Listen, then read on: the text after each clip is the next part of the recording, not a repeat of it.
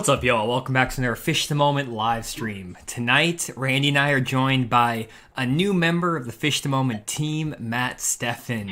Matt, how's it going tonight? We're doing good. I'm really excited to be here and join in on the conversation with both of you guys. Should be a pretty exciting night. I'm looking forward to hearing what you guys have to say and hearing what some of the viewers have to say as well. For sure. I put high expectations on you, Matt, with my clickbaity thumbnail, but that's how the YouTube algorithm works. So we'll be sharing some smallmouth secrets. Don't feel pressure to give away all the secrets. We got many more live streams to do, but we're hoping for at least some of the juice. You guys always know we like to give that here on the Fish the Moment live stream. Good to see everyone on the stream. We've got John, Zach, Bill, Max, Timo, Michael, how's it going? Pretty funny comment here. Timo says, no smallmouth here in Louisiana, but I'm here. They got the those drum. That's the Louisiana smallmouth. Good deal. And Tom says, Bridgeford gang is all here. That is for sure. Got Team Bridgeford, and that's a great segue actually to our sponsors for tonight's live stream. First, our longtime sponsor, Bridgeford Foods. We have actually 3 Bridgeford pros here, which is pretty awesome, and that's not planned or anything like that. It just happens to be that way. There's no Bridgeford collusion in the background, don't worry. But if there was, I mean, come on, the beef jerky is good enough that it makes it worth it. And if you guys have ever tried Bridgeford beef jerky, you guys know it's the softest beef jerky out there on the market. I ate a package today while I was out in the lake on Grand Lake. It's really good stuff. And every week we do a giveaway for a free case of Bridgeford beef jerky. 12 packages of Bridgeford beef jerky. And last week the winner is the Ultimate Steel Shooter. We were talking about the best baits for that kind of late fall to early winter transition. And the Ultimate Steel Shooter said that his favorite is actually a swim jig that he customizes using Matt's customization called the Goldilocks. I don't know, I haven't seen that video, but he's got the Goldilocks modification, so I thought, what better bait to feature for the winner than one of Matt's specials. So, great deal. Big shout out to the Ultimate Steel Shooter. Just send us an email over at info.fishmoment.com and we'll send you a free case of Bridgeford beef jerky. Now, Matt, I'm really curious, what is the Goldilocks? What is that? Goldilocks is my all-time favorite swim jig color that I've been tying. I mean, probably for 20 years. I have won more money on that swim jig color than any other color. It is a pretty basic color. It's a white and chartreuse skirt with some gold tinsel mixed in. Awesome. That sounds like I called it Goldilocks way back when, and that's what we've used ever since then. It is a phenomenal river smallmouth color, but it works everywhere throughout the country. I need to up my tinsel game because, Randy, I know you tie tinsel into your jigs too. I missed the boat on the tinsel. Is that like an old school thing? Am I too young for that? Well, I started using it because Tommy Biffle got me into it. Biffle and I were sponsored by Lunker Lure for many years back in the early 90s. And that's what Tommy used all the time it is a black and blue jig, and it had actually more blue tinsel than it had black rubber in it. And there's something about the flash of that really looks cool in the water. And I didn't realize it until I was talking to Tom on Sur about 10 years ago, the swim jig master from Wisconsin up there, and he said that's the whole key to swim jigs is the tinsel. I don't know, Matt, maybe is that just some northern deal for swim jigs up there, but not many people use tinsel on anything like that for jigs. Yeah, it's pretty funny how up here I feel like you've got 2 train of thoughts. You've got individuals like myself and Tommy who are putting tinsel and flashaboo and different types of flash material into the skirts.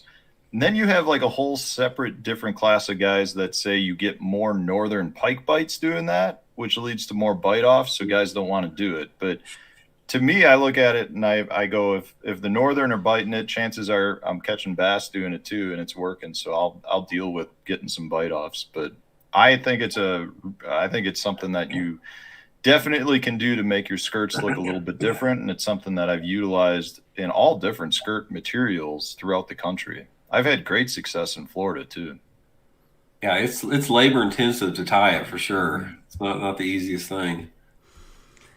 I love tying my own jigs, though. It's something very therapeutic about hand tying it. Do you tie yours with the cable or some sort of copper wire or anything, Matt, or do you do it with a band? How do you do your jigs? Yeah, I'll do it. I'll do it with thread. I'll usually what I'll do is I'll get one of the skirt making tools that allow you to put the band over it, and then I'll put the skirt on the bait, and then I can quickly tie it with some thread, and I'll super glue it on there, and then I'll just cut the band off. Nice. That's how I do it with my copper wire too. I do the skirt tool and then copper wire it. So that's a good deal. Awesome. Well, we have a bunch of smallmouth stuff to talk about, guys, and also some difference between northern fishing and southern fishing. We got a lot of great topics to throw at Matt. We're going to just kind of throw him out in the middle of the lake and then hope he can swim back. That's the plan for today. But before we do that, one more thing I want to shout out, guys, is our other sponsor for the Fish Moment live stream, which is the Bass Tank.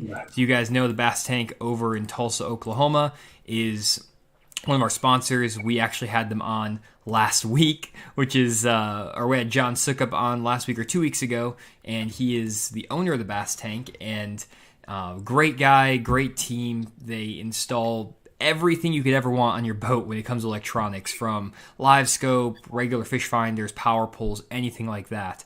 And actually this past weekend, Randy, $1 million got won on the LiveScope over on Table Rock Lake. Guys were LiveScope in the middle of creeks, and so I don't know. That's a pretty big deal. I want to spend 2 minutes talking about this because I am pissed about this. Well, before we get into that, let me finish the ad read, Randy. So we got to give a shout out. I know that you guys know Randy's opinions on that, but let's give a quick shout out against the Bass Tank. Finish that one up. And again, if you guys are interested in any of the electronics and everything, definitely check them out. TheBassTank.com, and also you can give them a call over here at their number. And they just are a great team. So, sorry, Randy, I wanted to finish that up before we go off on a Randy rant. This has been a terrible week for me so far. I've got allergies that I've the worst I've ever had. So I'm probably going to be blowing my nose on the stream tonight. And on top of that, my prediction that I made on my YouTube channel last week about the $1 million getting won on LiveScope, it actually manifested. And I was down there. I had an on-the-water lesson on Sunday, when they were the 50 guys were fishing for $1 million. And my goal, I didn't want to get close to anybody. I didn't want to, influence anybody and take away their chance to win $1 million. But I was fishing in the back of this creek about 2/3 of the way back in there. And I didn't see another boat in there for a couple hours. And this one boat comes running in there about 11 o'clock, and he shuts down about 100 yards from me. And way out where I could just barely, see had power poles on the boat.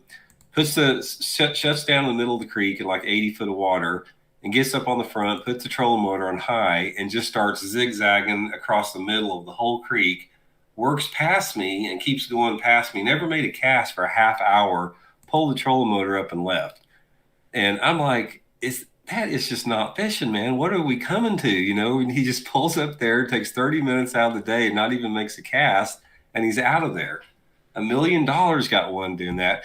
And that's one example. It's like that, those fish would not have been caught without LiveScope. 5 years ago, those fish that were weighed in last Sunday would not have been weighed in. So it was, I was hoping some dude up the river throwing a spinnerbait would win, but it didn't happen there.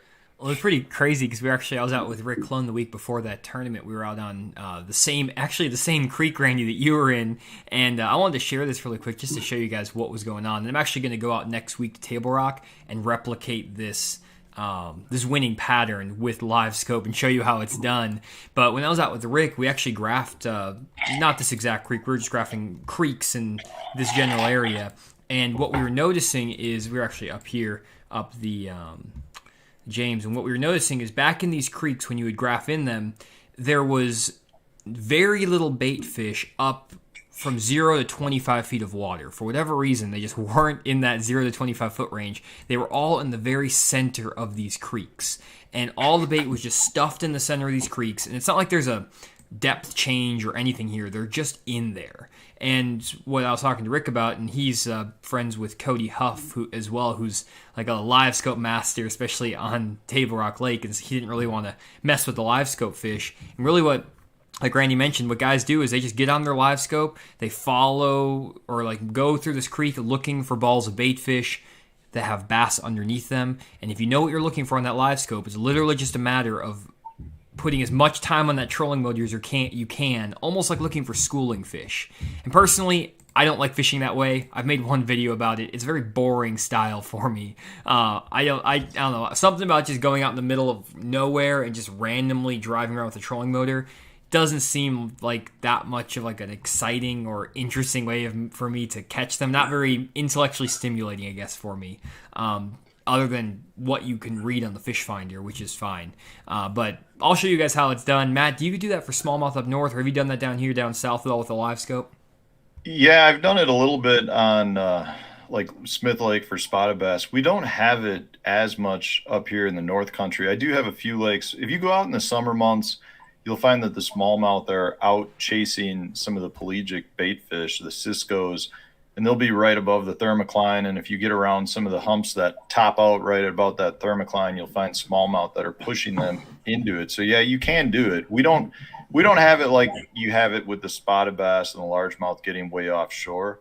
But I'll tell you, it's one of those things, that there's some tournaments that's going to be what you have to do to compete. In this event, I know several teams that finished in the top 50, and basically from what I've heard, that's exactly what everyone was doing. I mean, that seems like it was dominated. I'd be curious to know if anyone in the top 10 was not doing it. I don't think you could even do it. I mean, from what I was seeing, Randy was out there. He could not get bit up shallow. I could not find a shallow bite with Rick. We did catch some fish way up a river, but those fish are so pressured because really those fish way up the river arms, and then those fish in the middle of those creeks were the only two quality fish that you could actually find biting. You could catch some smaller spots and stuff, but yeah, I've never seen Table Rock in such a state where there's two ways to catch them, and that's it. It's very weird. Very, very weird.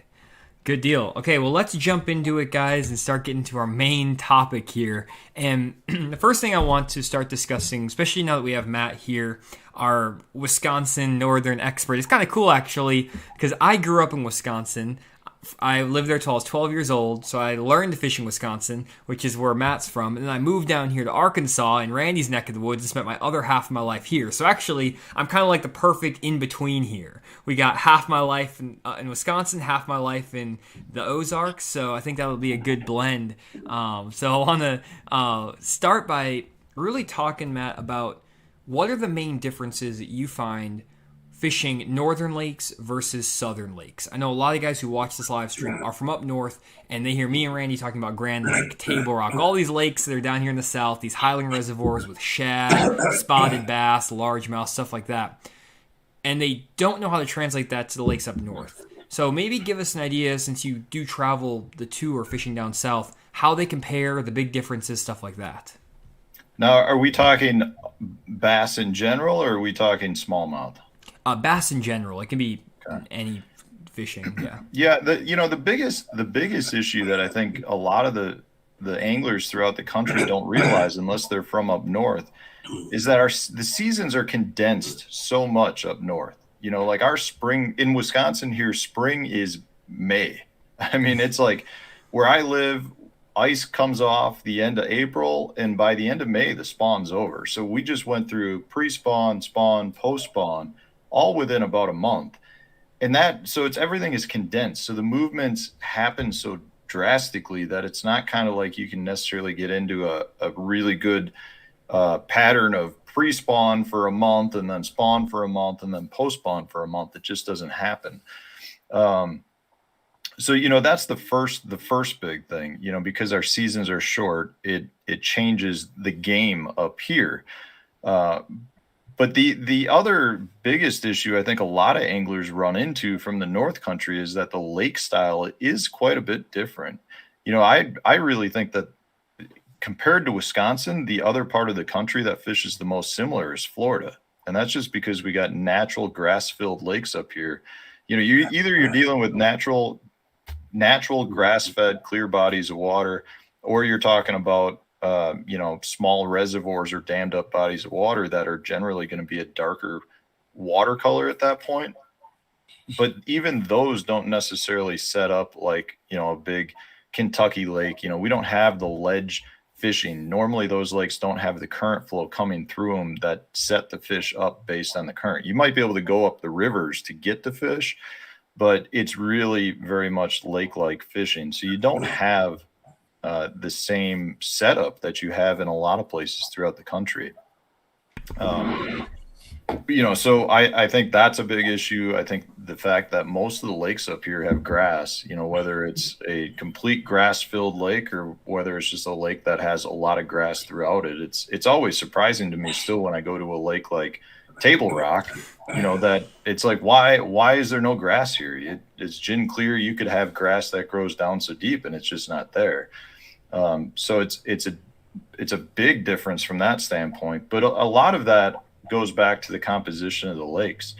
They're different for a reason. It's kind of like where you go, different regions throughout the country are different, and the lakes up north just seem to be different. The rock transitions are different than the rock transitions down south. And, as much as we like to think a largemouth is a largemouth, or a smallmouth is a smallmouth, there definitely are differences in all the different regions around the country from what I've seen, where they set up different and they utilize different structure.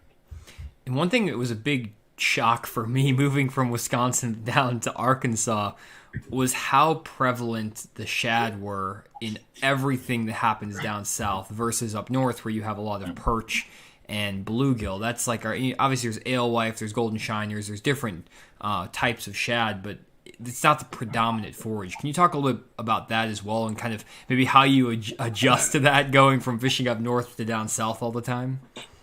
Yeah, I got to tell you, chasing the shad game is probably one of my bigger weaknesses because I don't have it. My two biggest weaknesses are trying to fish the shad game and then like TVA lakes, ledge fishing, because that's not something we necessarily have up north. I've gotten to the point where I feel very comfortable with it at this point, but there are two things that I can't just go out, drive from my house and be like, I'm going to work on this. So it is one of those things for really anywhere the bottom 2/3 of the country. I feel like shad are the predominant thing. People are following the shad. You got shad spawns that dictate a lot of the movement of fish. So for me as a tournament angler, I got to tell you, I will relate back a lot of times to the fish that are chasing panfish and bluegill, because that doesn't really change that much. That's kind of the same game. A bluegill bed's a bluegill bed, and fish are trying to eat it. So if you can determine what the bluegill beds or where the bluegill beds are down south, you can figure it out. But again, that's where those differences are. The bluegill beds up north are in different locations. It's not that hard to figure out what the pattern is that where the bluegills are making their beds, but it's just differences. No matter where you go, it seems like there are regional differences that the fish are using different structure, just setting up differently because of that. And Randy, have you noticed that too? Kind of, you have the opposite, where you grew up down south and went up north. Have you struggled to make that transition to lakes that didn't have shad in them when you go up north? At first, a little bit. It was sort of like when you first go south, like Matt was talking about, into Florida, and when you first go north, that's just a different environment than people that grew up fishing man-made impoundments that had, the traditional lower end of the lake where it was clear, then it gradually got more dirty and it had a river arm feeding the lake, and those fish react completely different. But the thing about it is every single body of water is unique to itself. When you're talking about like the northern fisheries up there that Matt's going over, if you take like a Lake Champlain or Lake, Oneida or Lake St. Clair or, some of the Great Lakes up there, they all fish different and they all have personalities uniquely their own about how the fish position is set up. From what I found about fishing up north, it's more flat oriented. Most of the lakes up north there, the smallmouth lakes that we've had tournaments on, the smallmouth and largemouth both, they relate heavily to flats. And those flats can have grass, it can have rock, it can have a combination of the two. But that's what those fish target a lot. And in other parts of the country, particularly reservoirs, they relate more to like breaks and rock transitions, creek channels, shallow water visible targets. They're completely different. And you don't have the bass using the same depth zones because the primary forage up north there, you're into your crawfish and your perch, different varieties of perch instead of like the heavy threadfin and gizzard shad populations we have in the man-made reservoir. So it's completely different. And it took me several years to really understand what to look for when I was fishing up north or fishing down south, either one. One of the big things that you'll find out about that is like say when you're fishing smallmouth up north, so much of it has to do with the weather conditions as far as the techniques that generate strikes. I mean, smallmouth up north in the clear water environments are very weather sensitive. You'll take a day that has high light intensity with various wind conditions, and those fish will bite differently. They react differently to different baits depending upon the wind and the sunlight intensity and the lack of it. And those fish are still there. It's like they're still living on those grass and rock flats, but the techniques and the approach is very weather dependent. And that's the thing that took me a long time to figure out when I first started fishing, like Lake Champlain a lot, Lake Ontario, Lake Erie, is understanding the impact that the weather had on those fish. That had a lot more of an impact on those fish than they do in the man-made impoundments that I grew up fishing. Yeah, that's definitely one of the biggest differences for me with respect to smallmouth specifically. They're down south. I just don't feel like the flats are there. If you go to some of the better smallmouth bodies of water, you go to your Cherokee Lake or your Cumberland or Pickwick, the lakes that have really good smallmouth populations, you don't have the same sort of flat. And the flats that we have up north, for the most part, you're going to be talking about sight fishing. I should say they're sight feeding, which allow us to do some sight fishing. But the smallmouth are up on those flats roaming and visually looking for food. I feel like a lot of the lakes down south that have good smallmouth populations, they are clear, but you don't have the flat for that fish to be out roaming around on. When you're talking about the Cumberland or the Cherokee, or even over by you guys, Table Rock and Beaver, Beaver's got some flats, I guess, some deeper pea gravel type points, but that's really what you're looking for, in my experience, are those flat points compared to like a big flat. If you can find a flat tapering pea gravel point down south, you're probably going to be close to the smallmouth. But at that point, you're usually still talking about deeper than 10 foot of water. I feel like it's usually more in that 14 to 17 foot range where the angler is not visually looking for the fish. Whereas if I'm up on a flat, on Sturgeon Bay, I could be in 14 or 20 foot of water, but I can see the bottom in 20 feet of water there. So I can see the fish, and you just know if they're there. And at the same time, the rock transitions that the fish are holding on are different up north. You'll have straight sand, and then all of a sudden you'll have just like a row of rocks. And that's like a true rock transition that the smallmouth will utilize as a home base. I don't feel like you have that same setup when you go down to the lakes down south. You may have a pea gravel point with a little cluster of rocks or one or two rocks on it that the fish are using, but you don't have what I consider a true rock transition where you have a vein of rock. It's like the rock just turns into sand, and you'll have these patches of it. And that's what the smallmouth like to utilize on some of those flats. You mix in, a little bit of green grass or some gravel patches, and you're even better off. But I just feel like that's one of the biggest differences, is because the lakes down south with the smallmouth populations don't have those same flats, again, because you're in a different region of the country and they set up differently, that the fish are utilizing what they want to utilize. And if they had the flats, I think they would sit on them and they'd be there, but the flats just aren't really there.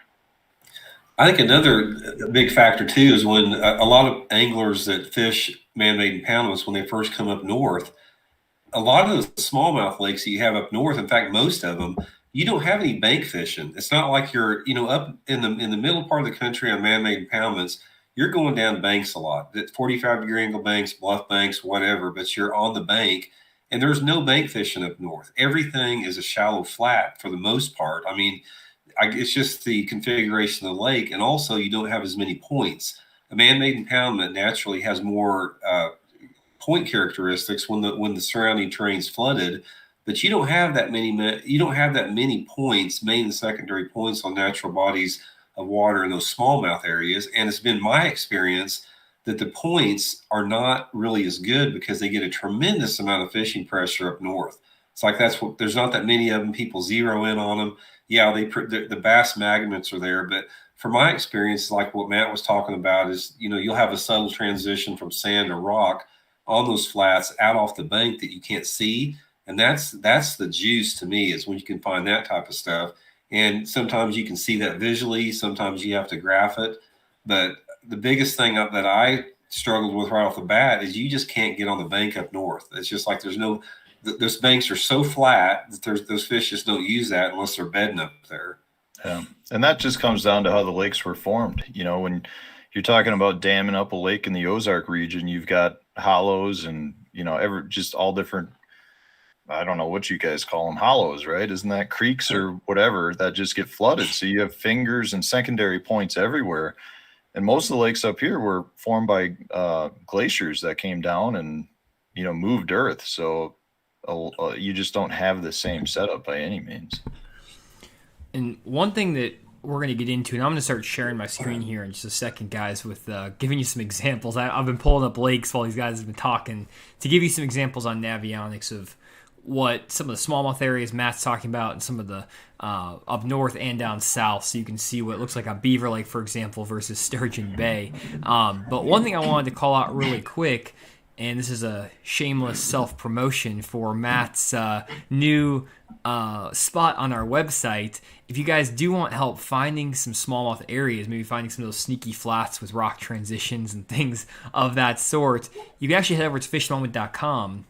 And if you go to our lake breakdowns, which you guys are probably familiar with, you'll see that there are some new northern lake breakdowns that we're going to be having Matt do for us. So we have Randy's lake breakdowns, my very few offshore lake breakdowns, and then Matt's going to be adding a bunch of these northern lake breakdowns. So you can see right here, similar to what we have going on with air breakdowns, 4D GPS waypoints with detailed area descriptions, summary of the lake, best strategies, things like that. And right now we have some spring breakdowns so you guys can get prepared for the next season, the Mississippi River, Pool 9 and Sturgeon Bay. And we're going to be adding a ton more. Actually, Matt has more done. We're just getting a little bit delayed because of Thanksgiving, so we'll have more up going, guys, in the coming months here. So definitely check back if you want some Northern Lake breakdowns.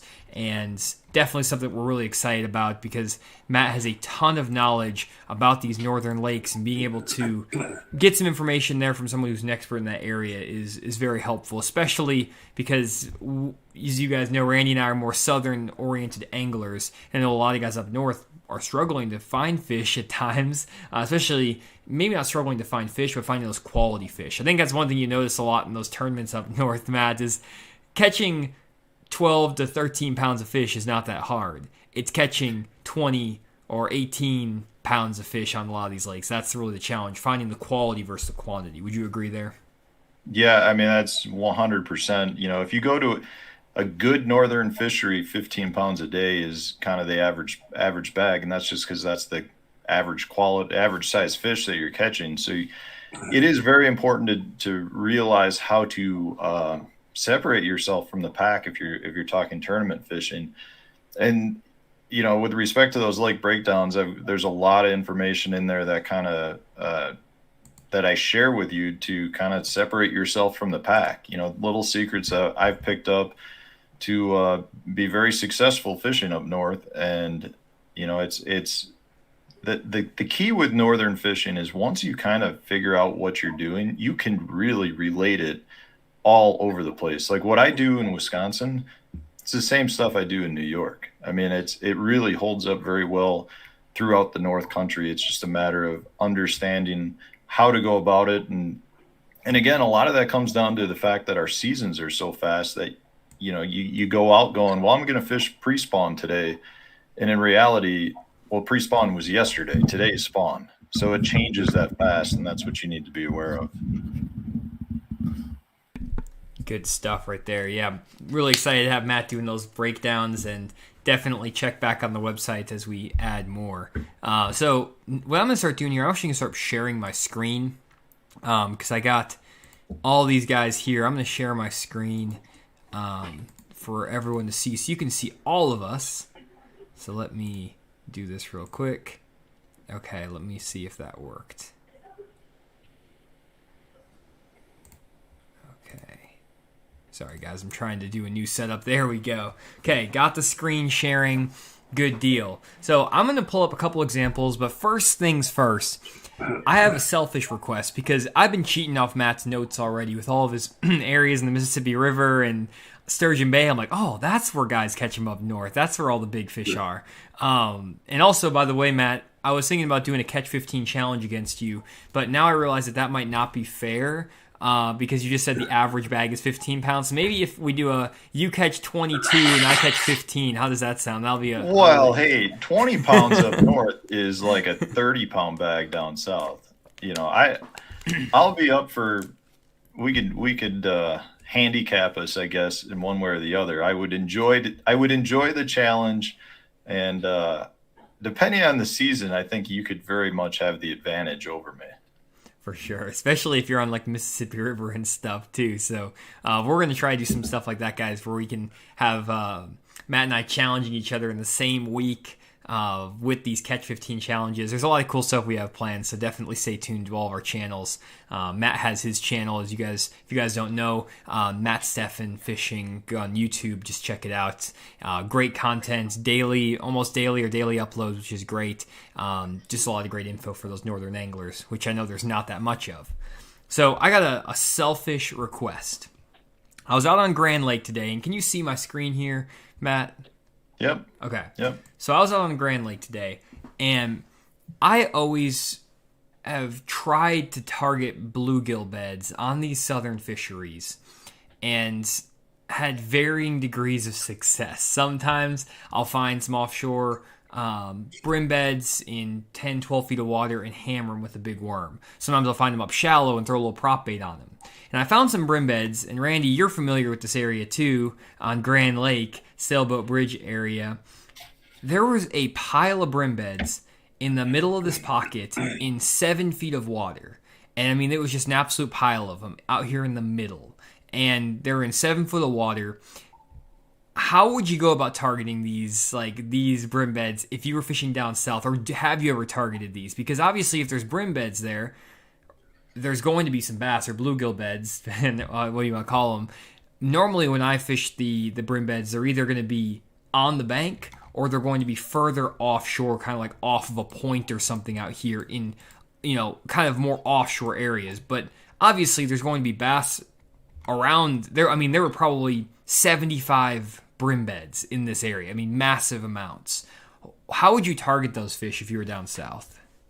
Yeah, so I mean, I guess there's two ways I go about it. One is if I'm strictly on a brim bed, bluegill bed pattern, I'll have, by the time the tournament starts, I'll have 100 different beds, and I'm running and gunning them, hoping to get 5 to 10 bites. I mean, generally when you can get bit, they're better quality fish. So it's not necessarily just because you found a bluegill bed means you're gonna catch a bass. But in that case, like where you're showing right there, I would probably work that with just a weightless wacky rig. And if it was 7 foot, maybe a lightly weighted NACO rig.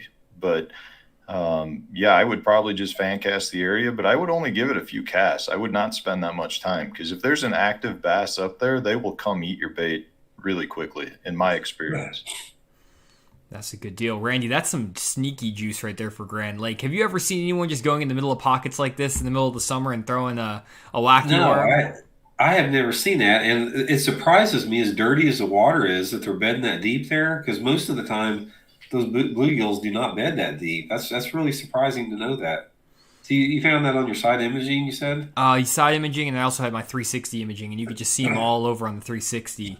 And I was going all through here, and I was seeing them all throughout here, but they were just in the middle of these pockets and cuts, out here. That Yeah, is news that's to one me. thing I think we've seen with the development of side imaging and the 360.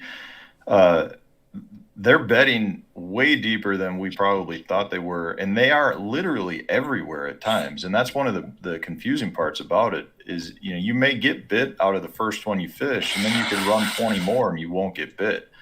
The other issue a lot of times with the sonars is you can find the bluegill bed, but you don't know that it's an active bluegill bed. If they're really good sized bluegill or it's very active, you can see a few specks on them, but a lot of times I think you're dealing with old beds too. And what I mean by old bed is it could be a month old, it could be a couple weeks old. It just may mean the bluegill have moved off of it.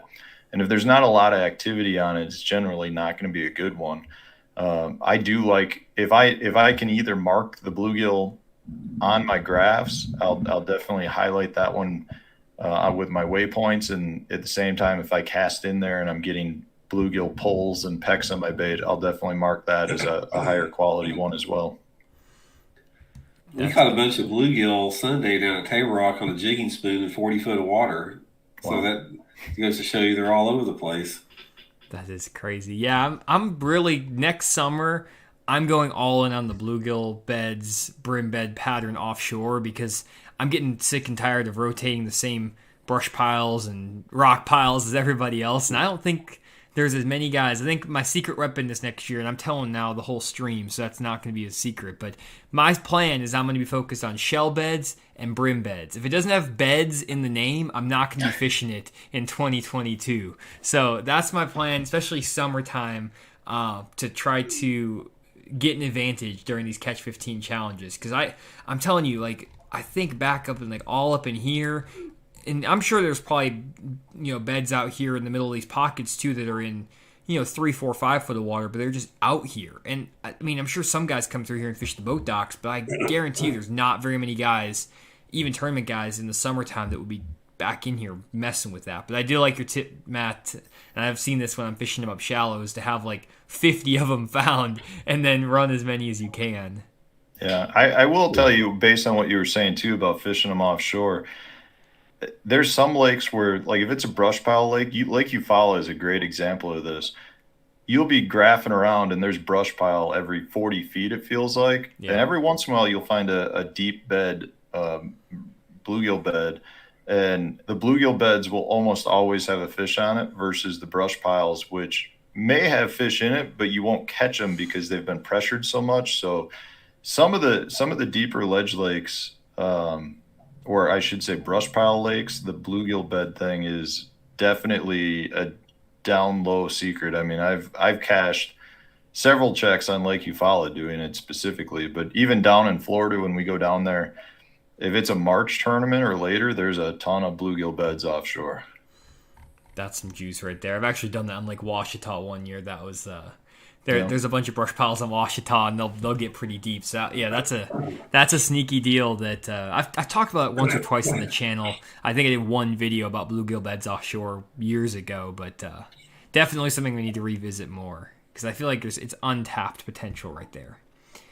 Okay, so that was my first thing. Next, I'm going to start giving a couple examples, and actually, Matt, I need your help because I'm going to give some examples from Beaver Lake on those flat pea gravel points, and I'm going to actually have Sturgeon Bay pulled up here, and I need you to guide me to where those smallmouth flats are on here as well. But the big thing that Matt was talking about earlier was how there's a lot of flat water. There's not really like these creek channels. There are some bigger drop-offs like way out here. And do you catch fish on these drops? They're like way out here in the middle at 40 feet, Matt, with those hard breaks? Later in the summer you definitely will. But in the spring months, like in the lake breakdown that I did, the bays are so great. Like Sturgeon Bay is just one of the absolute best fisheries in May because what happens is all those fish that are out on those deep flats or out roaming the main body of Green Bay, all of them come into those bays because that's where you have slightly warmer water. And anytime, like for those of you that are listening, anytime you're fishing the Great Lakes in the spring, the number one thing you can do is find warmer water. And what what happens on Sturgeon Bay, and there'll be a lot of people who are not happy with me, you get a warm blob or a warm pod of slight, well, what I should say is you get a small pod of warmer water. So, let's say in the first week of May, if you go down to like Little Sturgeon Bay, which is the last little bay, down a couple more. Yep, that one with the two fingers. Nope, right in the middle. There you go, scrolling. So what happens is, there'll be one section of warmer water in there. But based on wind direction, you'll get that warm water will literally funnel around throughout that entire bay.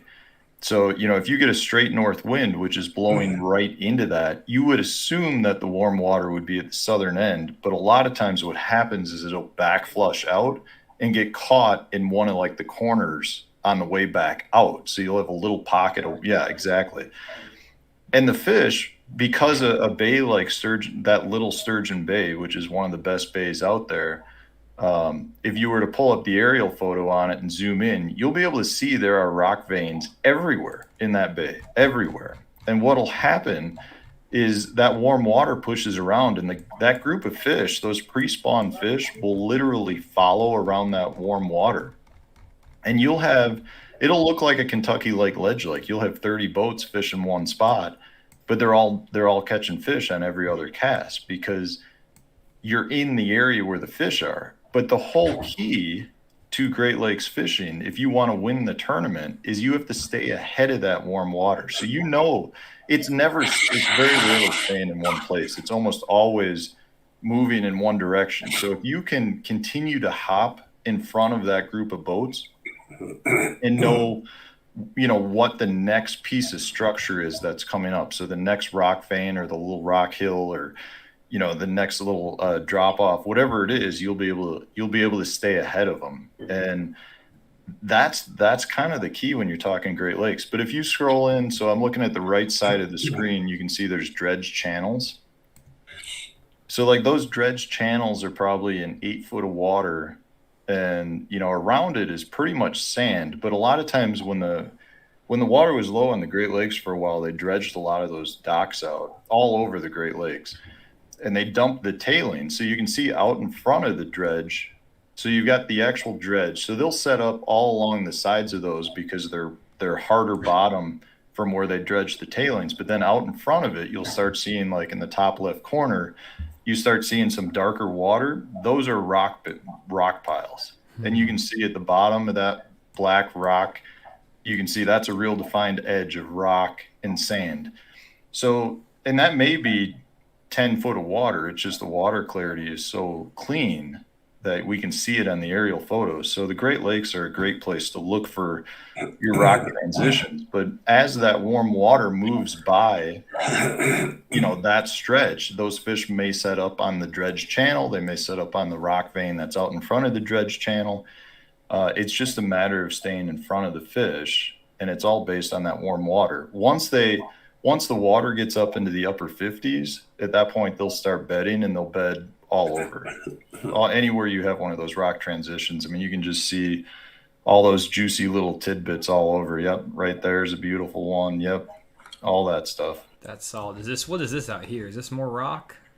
That looks probably like a rock. Yeah, just a strip of rock. That's crazy. That's some juice right there, Randy. One thing that's crazy, too, to think about is when I think northern fishing, I think there's like two extremes. This is kind of how I learned fishing up north. You either get these lakes, like when I fish Lake Michigan, you have the flats where the smallmouth roam when you have to stay with them. And then you have the complete opposite scenario where if we actually go out of here and we go to a lake inland where we actually have, let's go to one of the Madison chain of lakes, for example. The complete opposite happens where you have grass in these lakes, where you have a bunch of grass and you have more largemouth than smallmouth. And in this situation, you might have a situation where you have a group of largemouth that's 30 to 100 fish large, and they're in like the size of like a boat. It's like a tiny little area, and they stay there for like a week. And so it's so crazy because it's like you have the tale of two extremes. You either have fish that just stay in one spot and don't move for like a long time, or you have a group of fish that move constantly. Have you noticed that, Matt?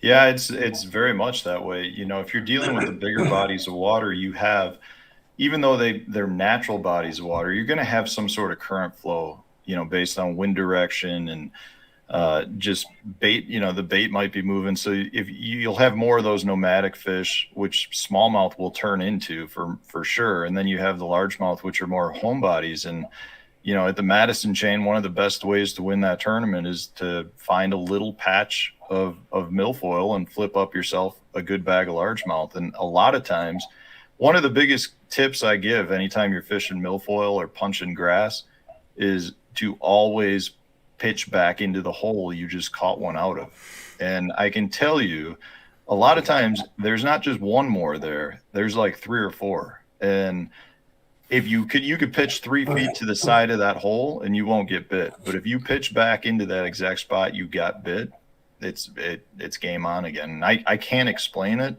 I don't know exactly why it is, but they are really grouped up tight in a lot of grass a lot of times. And one thing I've always tried to figure out, Matt, is the best strategy for covering, for example, like this giant field of grass. Let me change the perspective just so we can kind of get an idea. Like this is just a big grass flat that drops off. You have your outside edge. There's probably an inside edge that you can't really see super clearly. You can kind of see that inside edge in there. How do you go about breaking down a grass mat like this efficiently to find where that little needle in the haystack is? Let Randy get his nose blown out a little bit. So I'm always looking for the sweet spot. So like if you're looking at that grass flat, you definitely have a point on the left side there that looks like the best looking spot. So I would start there. But you know, if I think that that's a good area and I want to spend my time there, there's other little keys that I'll try to do. Like I'll graph the outside. So if you're talking northern lakes in a like the Madison chain right there, you can go down and side image along that grass line. And if you can find anything that is different along that grass edge, ideally what you're looking for is a little bit of rock or harder bottom. That's a great place to start. But you may have areas where the contour lines come up a little tighter, where you just get maybe a little thicker wall of grass, or maybe you get the opposite where you've got a tight contour line that flattens out and you get a little bit of spread out grass. That can be better.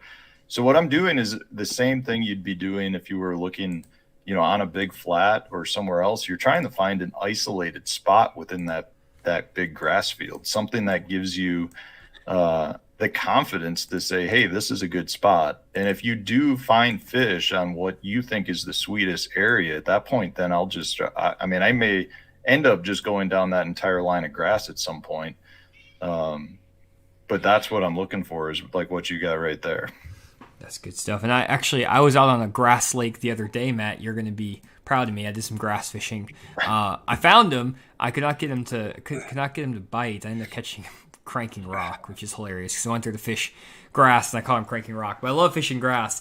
Here's a little side image that I kind of wanted to show you, and this is something that for me is I love graphing grass, and it's one of my favorite things to do. And there's only one grass lake within like 200 miles of me, so I don't really have that many options. But if you look at this image, if you guys see here, where's the sweet spot, Matt? I'm going to test your knowledge of our side imaging. Where's the sweet spot that was holding the fish?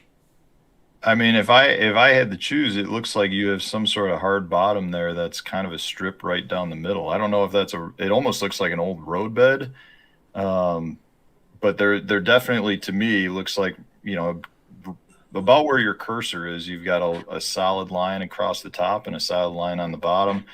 You also look like you've got a little shell bed type looking thing on the right side there that looks pretty interesting to me. Yeah, right here is where actually they were low. You can actually see a fish right there in that grass, in that shadow of the grass. And there was this big open. There's this actually for here. There's a drain or a ditch that runs through. It's an old creek channel. that ran through that fed this grass lake, and that's the actual channel itself. And there's a wall of grass here that's thick, and it's kind of hard to tell because it's very grainy, but once you get used to looking at grass on side imaging, you can see that, and you can see the drain runs right here, and it just kind of, this is actually the shallower part of the drain. As you get to the very end of the drain, it gets deeper, and the grass doesn't grow here anymore. That's like the point where the grass stops growing. So you have shallower area here, and then right where that grass stopped growing here, it's deeper, but it was shallower on the edges, and there was grass on that lip, and they were loaded up in there. I lost 2 decent ones, missed 2 on a jig, and then it was a weird day where it was post front, and really the fishes were not in a good mood. But I went and caught them elsewhere. But that's like kind of what you guys can find with side imaging in the grass. It's very hard to tell, but once you know what you're looking for, you can find it. And that's the biggest takeaway from that is, you know, when I look at that, it definitely looks like a bare spot, and that would be of interest to me. And like I said, even on the left side of the screen, and it's probably just the high spot from the ditch. I don't know if that's like an outside bend in the ditch, or there was a little bit of a deposit form of some form, but it looks to me like there is, you know, something thicker on the left side along the side of the drain. Yep, in that area. But that's what you're doing. That's about as good as you're gonna get when you're side imaging grass, unless you truly have some big rock or big bare spots. You know, it's like trying to watch TV through static. You know, you think you might see something, but you don't know for sure.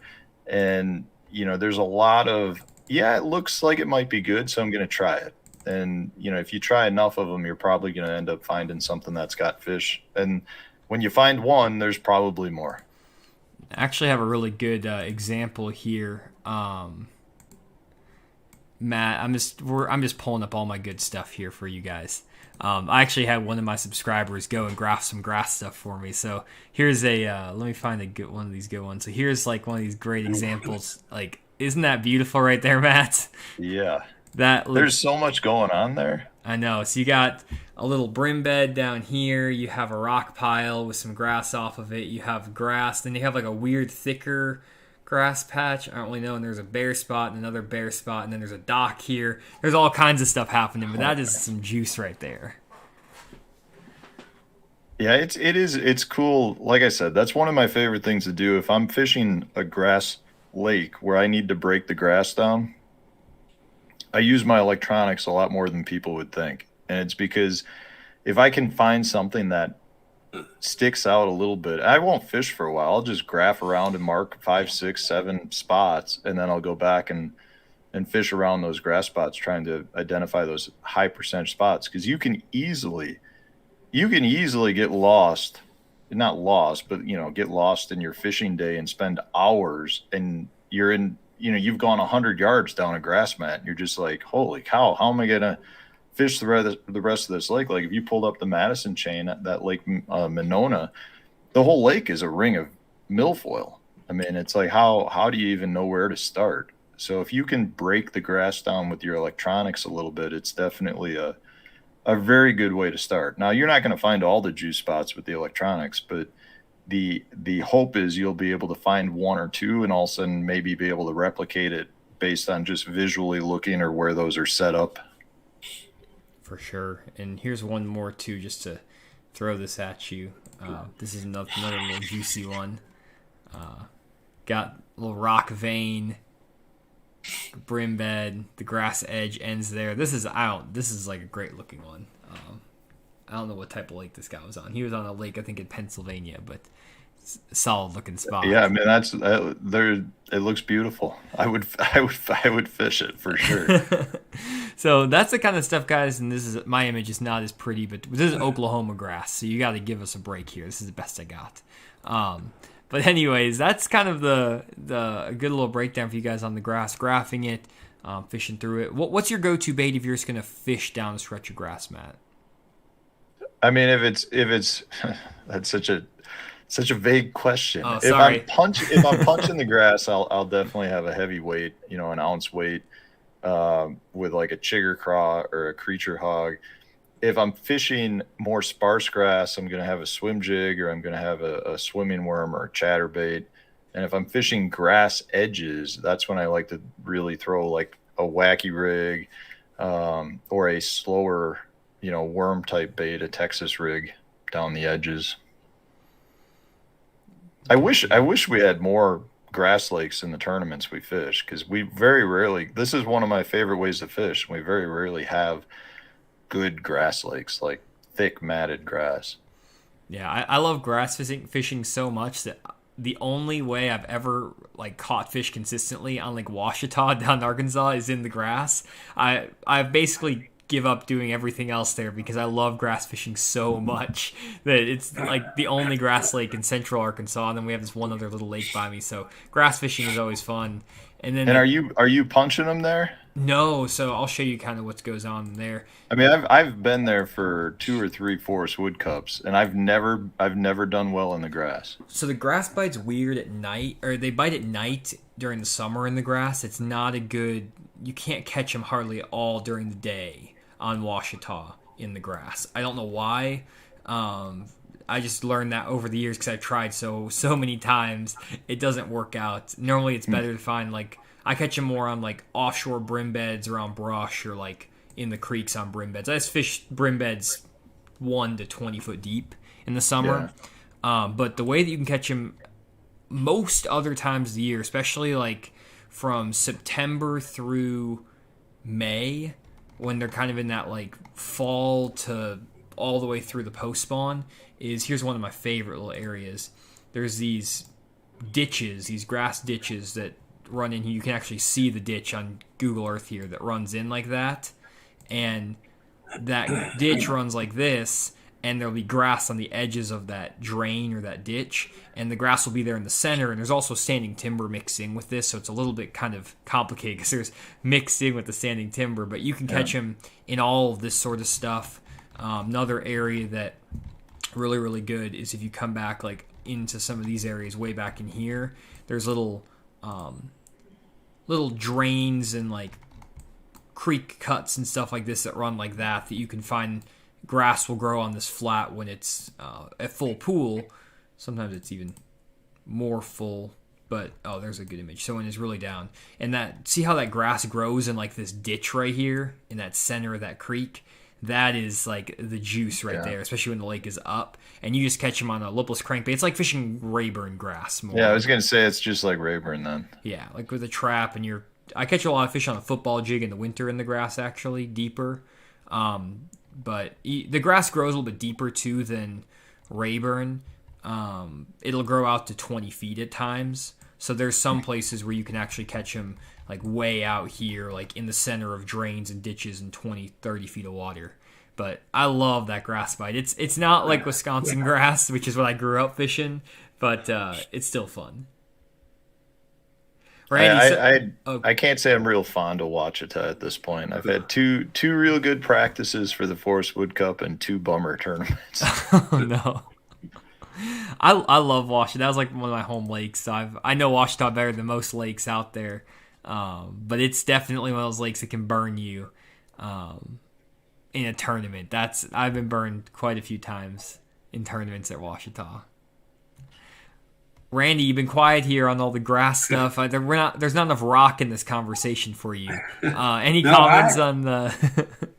Yeah, I'll throw sort of a old school low tech perspective to this grass. I mean, I love fishing grass lakes. I mean, I've done really well on them. I've made lots of top 10s on grass lakes, and my approach is a lot different than your guys' approach on them. I don't do any side imaging or 360 or any of the type of stuff you guys were talking about. It to me, the whole key, and the tournaments I've done the best in the grass lakes, is when I identify the correct distance between the grass and the surface.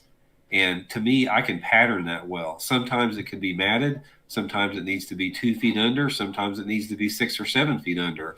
So what I do is I do all of my grass fishing scouting with my 2D sonar, and a lot of it I'm doing running on plane with it.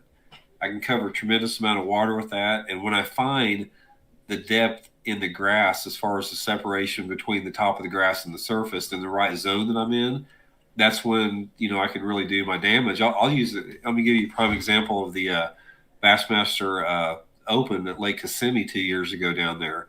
I was fishing this big giant grass flat out there. Lots of other boats were out there too, and I needed to find grass that was that had about 4 feet of distance between the top of the grass to the surface, which was very rare there because it normally you either didn't have any grass or you had grass that came up 2 feet from the surface. It was really difficult to find at 4 feet, and I'd found one little wad of it that was probably about an acre or two that had the right grass in it, and I was catching limits and I was doing okay, but it was getting a tremendous amount of fishing pressure. And then the last day of that tournament, like the last 2 hours of the tournament, I ran out of water and I just ran around the lake looking for that.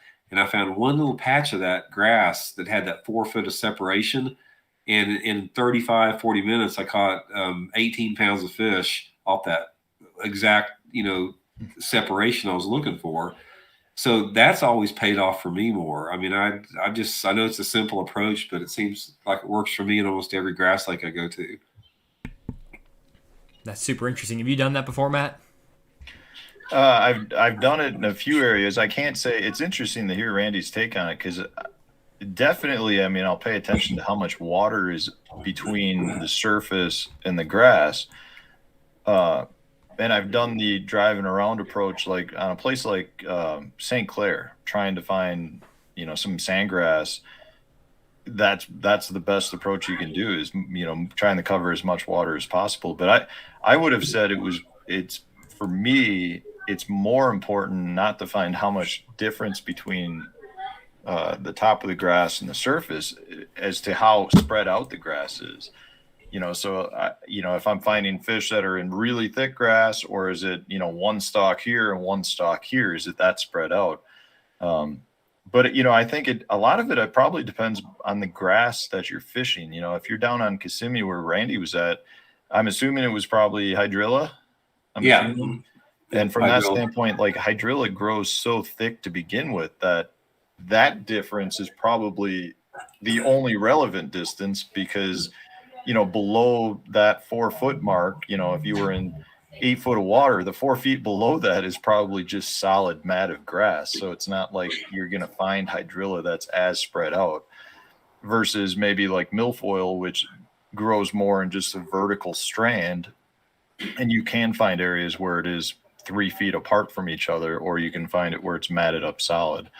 It's all, fishing is one of those things where I think all we can do is try to break it down to give us as much confidence in what we're doing to continue to look for similar stuff. And as long as you're confident in what you're doing, that's really the key.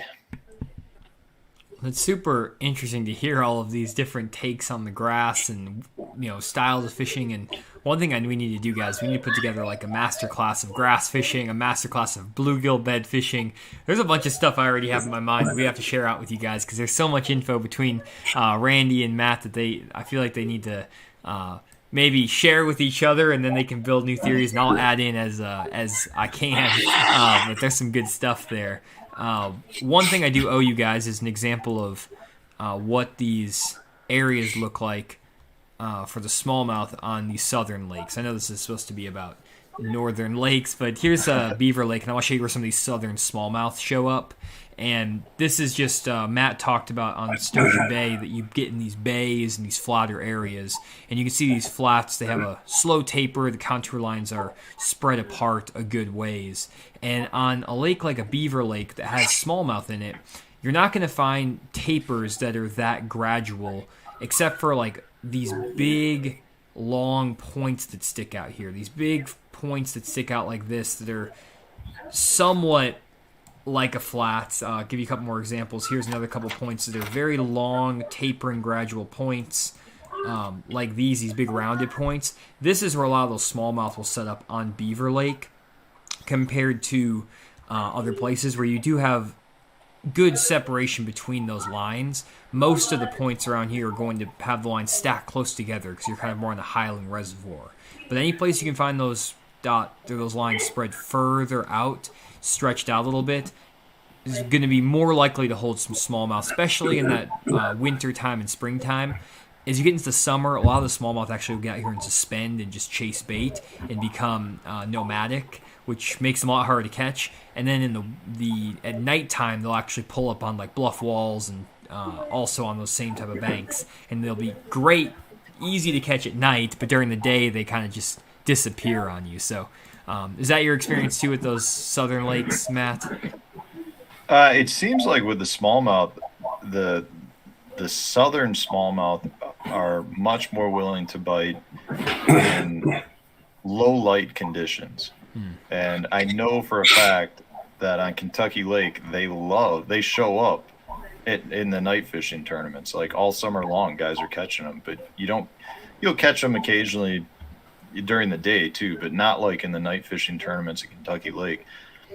They definitely bite really well at night up here as well, but I do feel like the northern smallmouth is much more willing to bite in full sun conditions than the southern smallmouth. Yeah, it's always been I found fascinating. Good deal. Well, one other quick thing I wanted to throw out, just as another shameless plug, if you guys are interested in any of these areas that Matt's talking about, we've talked about where to find smallmouth, also where to find largemouth and grass, how he picks out these good spots in a contour map, all those things. Matt's going to be doing some lake breakdowns for our website, fishmoment.com. Just go to our lake breakdowns page, and then you'll find the northern lake breakdowns. Matt is going to be adding more of these, especially over the next few months as he has some downtime from the tour. You get 40 GPS waypoints, and you get the best conditions, area description, summary of the lake, and how to transfer these waypoints straight to your fish finder. We have 2 lakes up right now, Sturgeon Bay and the Mississippi River Pool 9, and we're going to be adding more lakes every single week, so definitely check back. We're going to be getting them for more seasons and all that stuff. So Matt's just getting started with us here on the breakdowns, but there's a lot more to come, and Matt, we are really excited to have you joining us for doing these breakdowns and for helping us with content going forward. Really appreciate you joining on. Yeah, I'm super excited to be involved in this, guys. I really am very appreciative of both of you, and this is fun to me. I mean, I could sit here and talk fishing all night long. I mean, I think all of us are eat, sleep, and breathe fishing. So this isn't like work or anything. Well, I'm glad to hear that, and we'll try not to make it too much like work for you. That's the plan. And, man, I got so many questions for you, so we're going to have you on for another stream. I'm just going to probably just have a list of questions from this one and just go down the list because there's so many things I've always thought about up north, and, like, I haven't fished up north now for 12 years, and I'm like, I think this is how it works, but I need to get your advice on that. So we're going to be pulling all the juice out of Matt's brain over the next coming months, so definitely stay tuned for the Fish Moment live stream for that.